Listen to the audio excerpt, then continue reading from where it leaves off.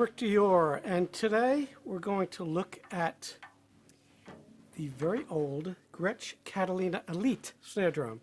This is Snare Drum of the Week, Episode 4, Season 2.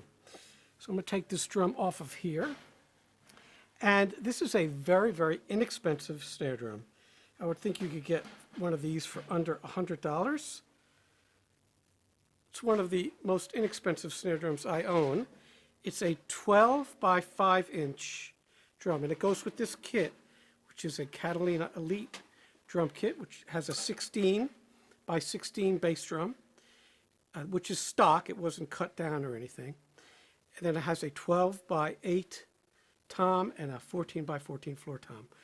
Very inexpensive kit. I bought this kit for $200 used several years back, and I love to play it. It's a quiet kit. It's not very loud, but it works well for recording. And, I don't really gig with it, but it's, I set it up every once in a while because it's so funky, and it sounds good. Now, the wood that the drums are made out of is just this basic, cheap mahogany that a lot of the Asian companies use, Taiwanese companies use to make drums, cheap drums. So all the big drum manufacturers, most of them anyway, have a cheap line like the Pearl Exports, things like that.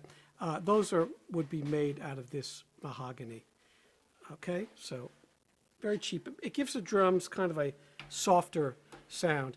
And while I got it upside down, I'll show it to you. You can see it here.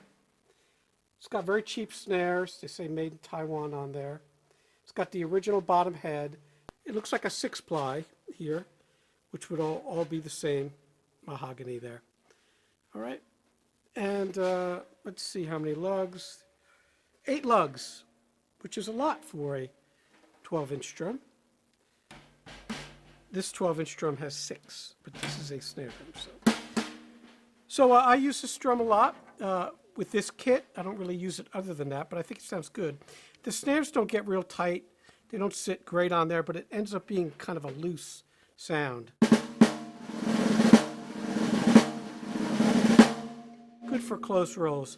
The head I like on this is a Fiber Skin 3 FD.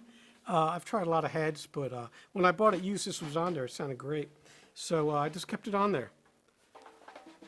Yep, that's pretty much it. Very, very cheap parts that I wouldn't expect it to hold up too long being played every day, but who knows, maybe. Super light. The drum probably weighs a couple pounds. All right. Now the kit is also pretty cheap. I haven't seen a lot of Catalina Elite drums. I've seen a lot of Catalina, Gretsch Catalina, but not the Elite series.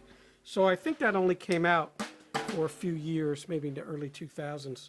I'm not sure about that, but I don't know what made them elite, but they sound great. And this 16-inch bass drum sounds pretty good.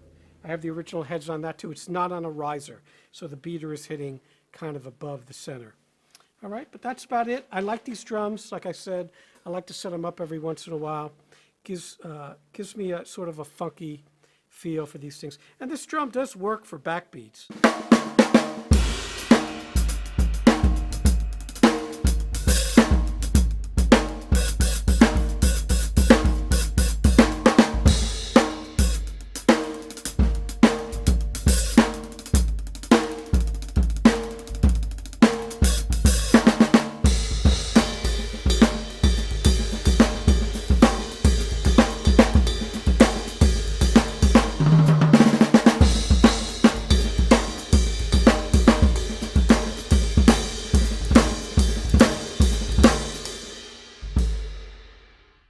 That's pretty much it, but I wanted to show you an inexpensive snare drum and something that, the kit sounds great. I mean, you could definitely use it on gigs. It's not loud.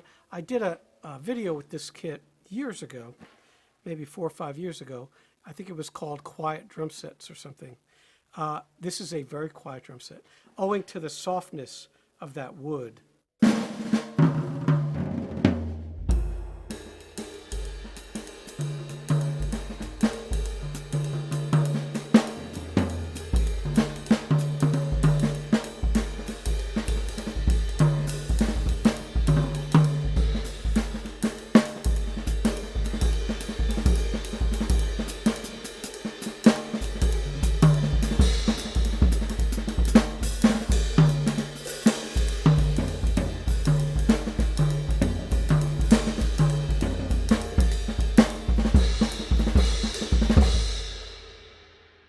really fun to play on. It's got a soft feel. I don't know, it's hard to describe.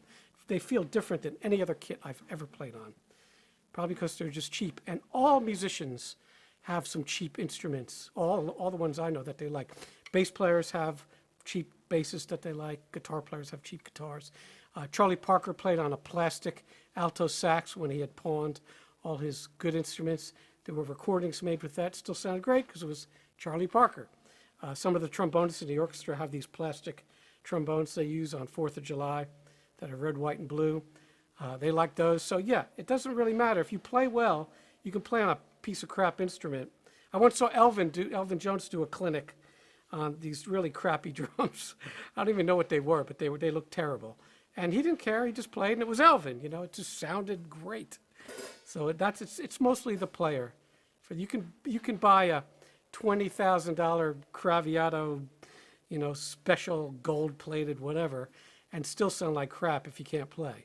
And if you can't play, you can buy the cheapest drum set ever and tune it up and sound like $1 million.